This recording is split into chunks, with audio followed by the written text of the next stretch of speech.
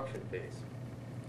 The state, anytime over 5 acres of land get developed in Pennsylvania, the state can require the developer to apply for what we call a National Pollutant Discharge Elimination System permit.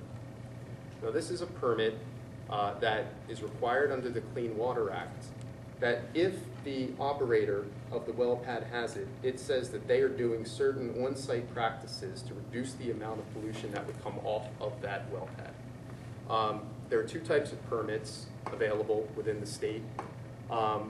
Regardless, each one requires the developer to prepare an erosion and sediment control permit. And then they also have to have a post-construction stormwater management plan that actually shows in the long term, after the initial well pad has been developed, what are the long-term steps that they're going to take to reclaim the site.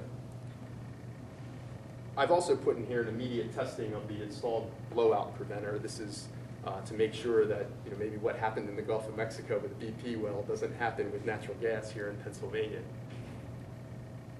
As you drive around, and my uncle and I drove around yesterday, and we went out to a few of the different well pads here in the county, and we were pointing out some of the things that they're doing on site to try to catch some of that pollution runoff.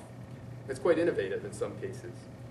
We call these things best management practices. And I've just put a few of the lists down here.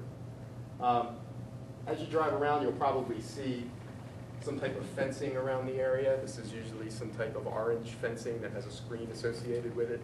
That's called a silt fence.